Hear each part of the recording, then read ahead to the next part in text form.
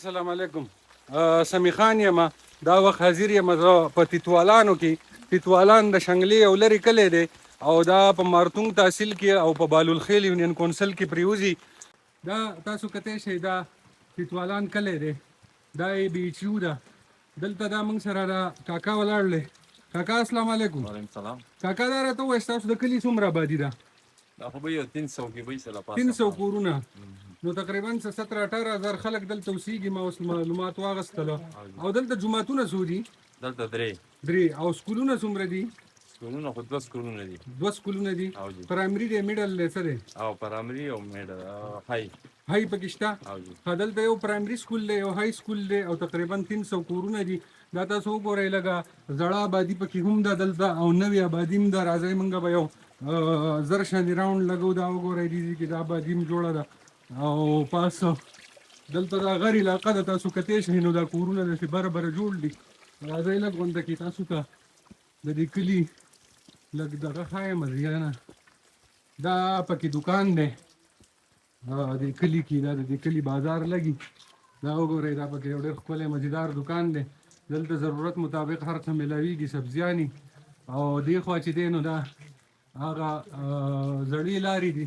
دې خوا دا یو بل دکان دی. السلام علیکم بھائی، څنګه چل دی؟ خیر دی، ټیک ټاک. او دې خوا وګورئ دا د کلي آبادي ده، کوټې دي او زړه آبادي ده، ډېره مزه کوي. زما خو پخپله د خپل زوړ تاریخ چې دی ډېر زیات خوښ دی. او واقعي د دلته د خاورو کومې آبادیانې چې دي نو دا د یخنۍ او د ګرمۍ دواړه دپاره موضوع ني. ځکه دلته په یخنۍ کې چې دی نو دا د خاورې آبادي چې ده دا ګرمۍ او ګرمۍ کې چې دی نو دا یخي. دې طرف ته دا ټول کلی پروت دی. خو چونکې دا وخت باران ډېر دی نو موږ هغه سایډونو ته تللی نه شو. نو موږ تاسو ته جنرالي دا ښیو. دې ځای کې دا د موبایلو دکان هم دی او سره چې دی نو دا هم یو ډېر ښکلی غټ دکان دی، ښه مزیدار، هر څه پکې میلاېږي. دې ځای کې تاسو وګورئ نو دلته د زراعت ځمکې دي د دې کلي.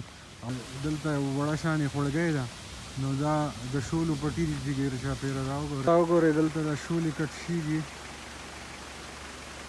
دا وګورئ دې ځای کې دا شولې کټ شېږي. د شولو مختلف پټي دي، څومره مزه کوي. دا رنګ څومره مزیدار دی د بوټو. دا وګورئ دا د تیتوالانو ځمکې دي د شولو.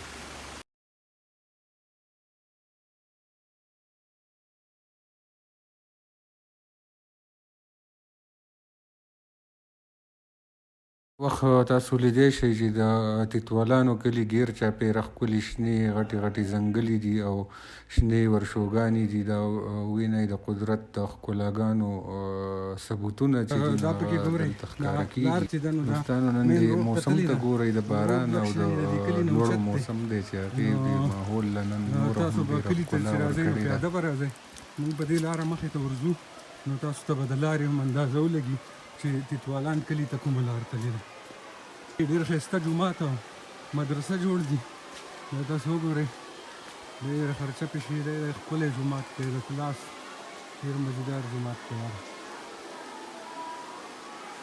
دا پکې ټنل جوړ دی د جومات سره او دا لار چې ده دا مخې ته بهر طرف ته وتې ده، روډ طرف ته، مین روډ ته. خټې ډېرې زیاتې دي. وګورئ باران دی او د شنګلې د نورو برخو په شانې دلته هم چې دی د روډ سهولت نشته او د لارو کوڅو دا حل دی.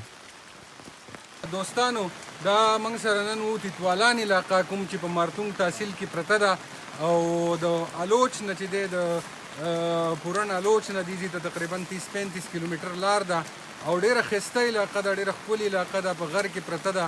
نو او دا په بالولخیل یونین کونسل کې راځي. خواته نږدې ورسره شهید سر بونیر پروت دی. نو تاسو ته هم زما یو ریکویسټ دی چې یو ځل دا طرف هم وګورئ. ډېر ښایسته علاقې دي، خاص کر چې کوم خلک شانګله ایکسپلور کوي هغو له پکار ده چې یو ځل دلته راشي، چې زما پیج فالو کوئ، زما چینل سبسکرایب کوئ. دواړه نیچر ویت سمی په نوم باندې دي. د ټولو کتونکو ډېره مننه کوم. ښه ده، وباد اوسئ، د لوی الله په امان.